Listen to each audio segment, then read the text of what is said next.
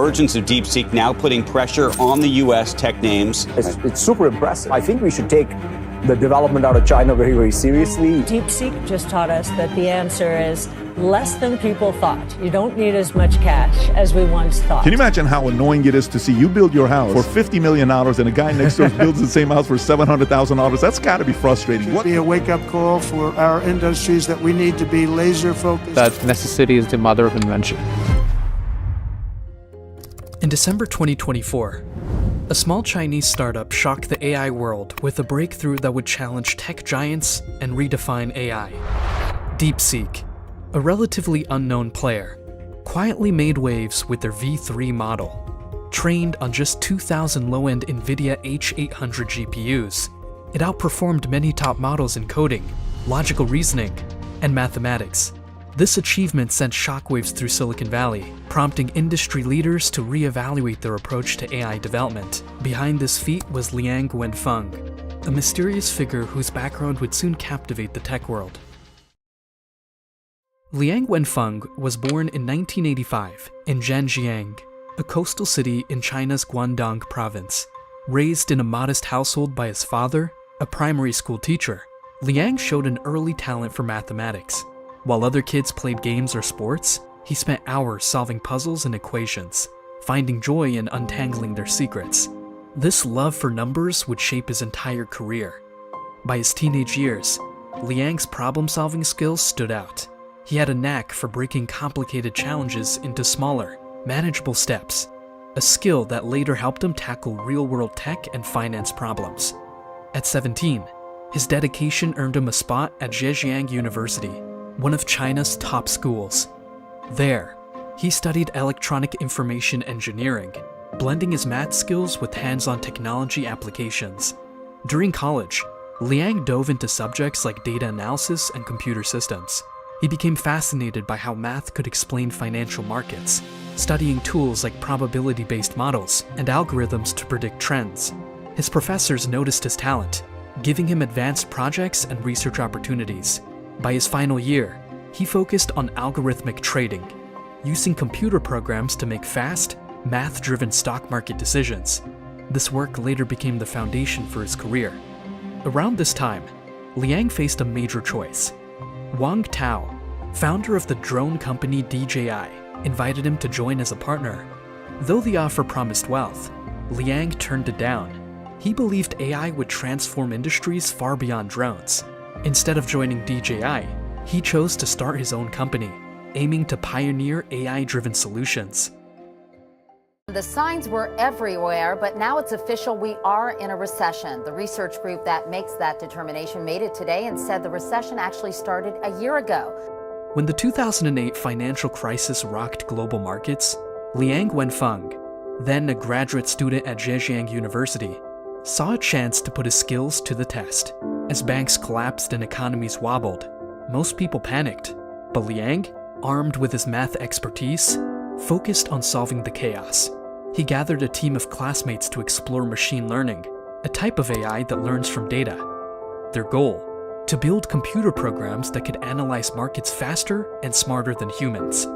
This approach, called quantitative trading, relied on math models to spot patterns in stock prices, economic reports, and global trends. The team started by collecting mountains of data, stock prices, unemployment rates, even news headlines. They fed this information into experimental algorithms, tweaking them to predict market swings during the crisis. It wasn't easy. Early models failed constantly, especially as the economy kept shifting. What if we adjust for investor panic? Liang suggested during late-night coding sessions. His team persisted, refining their programs to account for unpredictable human behavior. Slowly, their algorithms began identifying hidden trends, like how falling housing prices affected tech stocks that traditional traders missed. Months of trial and error paid off. While their system wasn't perfect, it started making accurate predictions in the volatile market. For example, it flagged when certain stocks were about to rebound, giving the team small but meaningful wins. These successes drew attention at Zhejiang University, where professors saw Liang's work as proof that AI could reshape finance.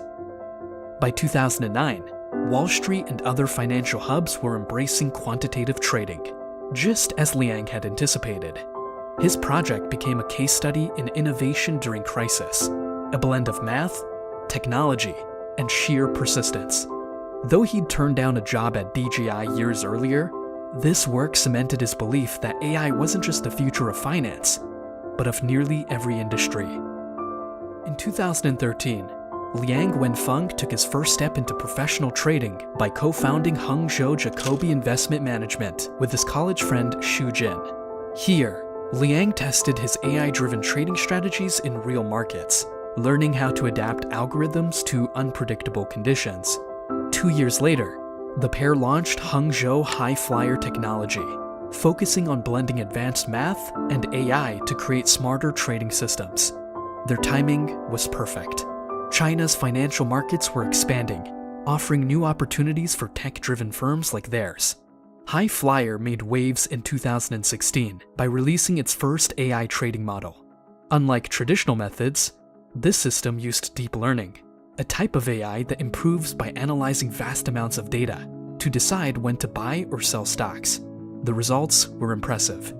During a volatile market period in early 2017, High Flyer's AI trading system maintained consistent profits while competing firms experienced losses. Growth exploded. By late 2016, High Flyer managed over 1 billion yuan, about $140 million, outpacing older rivals. A key moment came in 2015 when the company launched 10 investment products in a single day, supercharging its ability to raise funds. Liang's focus on constant innovation kept their algorithms sharp, blending new AI breakthroughs with real-time market data.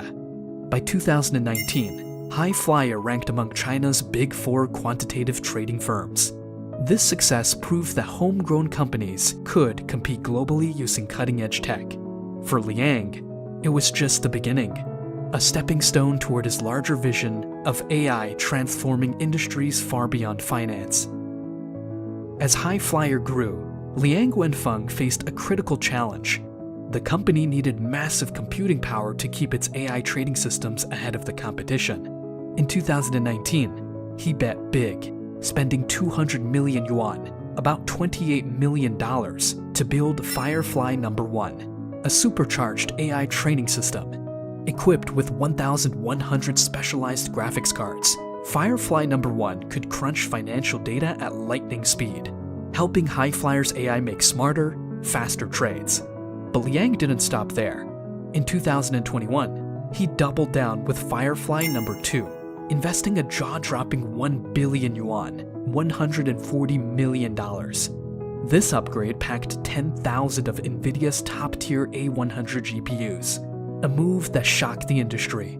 To put its power in perspective, Firefly No. 2 could handle as many calculations as 100,000 high-end laptops working together. Few companies in China, let alone a trading firm, had ever built something this advanced. Firefly No. 2 wasn't just powerful, it was efficient. It slashed energy use by 40% and costs by half compared to older systems. How? Smarter cooling methods, energy-saving designs, and custom parts that sped up data flow between GPUs. These tweaks let High Flyer train bigger AI models without burning through cash or electricity. Though built for stock market predictions, the Firefly system soon became key to High Flyer's bigger ambitions. Liang saw their potential to tackle AI challenges far beyond finance, from healthcare to climate modeling. In May 2023, Liang Wenfeng took his biggest risk yet, pivoting from finance to pursue general artificial intelligence, AGI, AI that can outperform humans at most tasks, from writing code to diagnosing diseases. While most AI tools focus on narrow jobs, like chatbots or image generators, AGI aims to think and adapt like a human. By July 2023, Liang launched DeepSeek, a startup with a bold mission: create human-level AI. This put him in direct competition with China's tech giants, all racing to dominate AI. But Liang had a plan. Instead of chasing quick profits, he bet on young talent. hiring fresh graduates from top universities. Raw smarts beat experience here. DeepSeek focused on their work instead of seeking media attention. The team avoided publicity to focus on long-term research.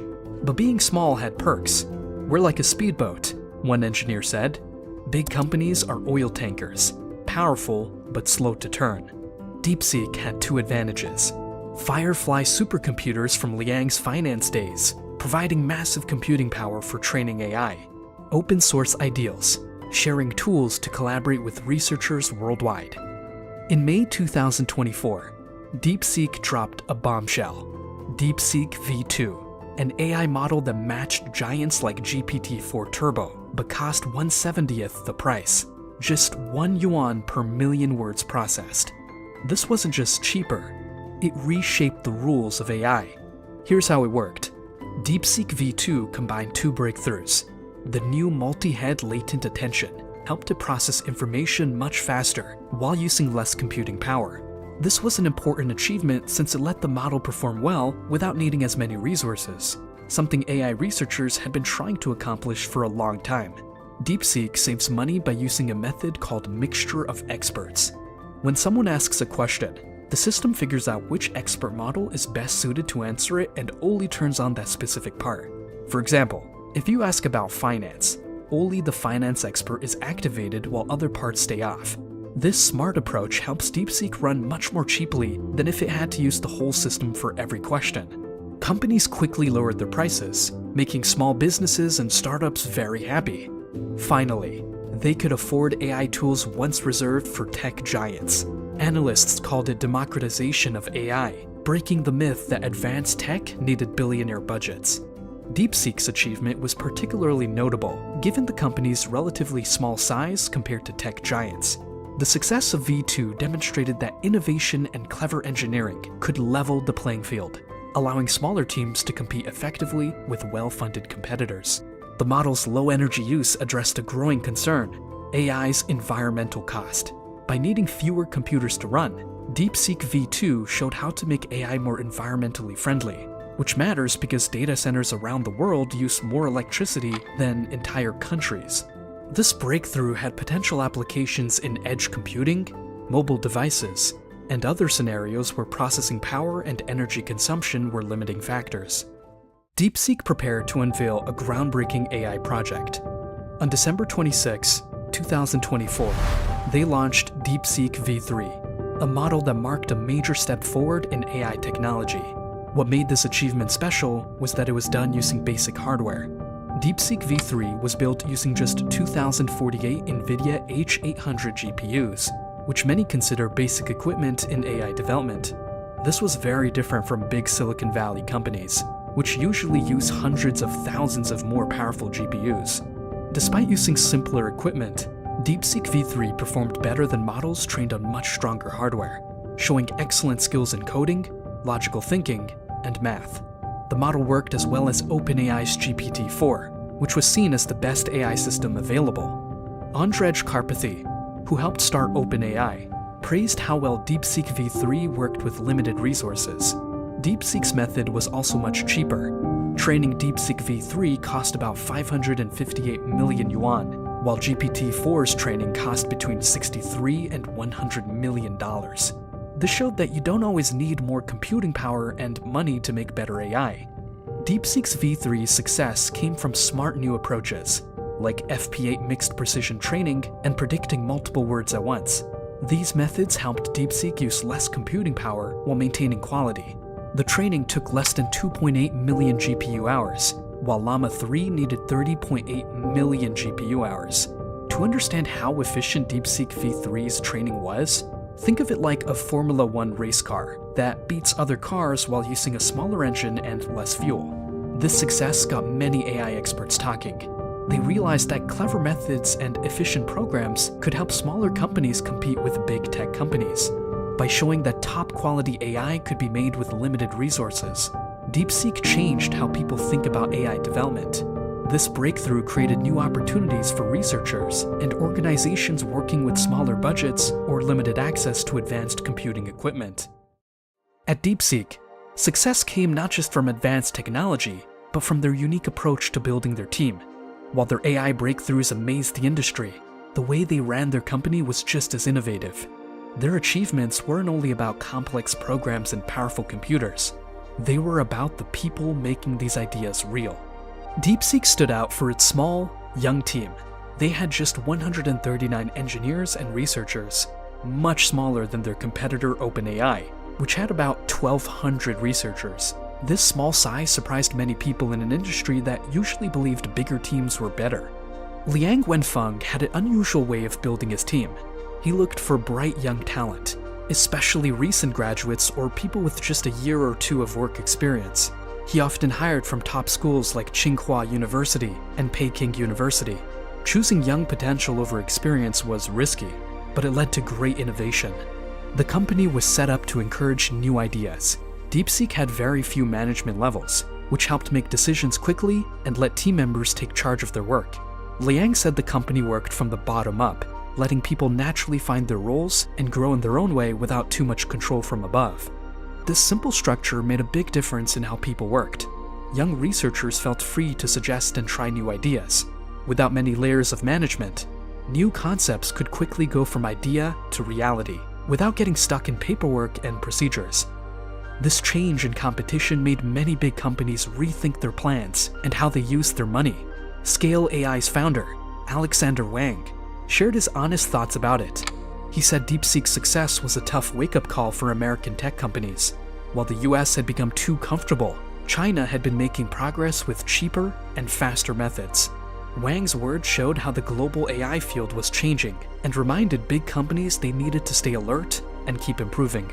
Mark Anderson, a prominent investor, called DeepSeek R1 one of the most amazing breakthroughs he had ever witnessed.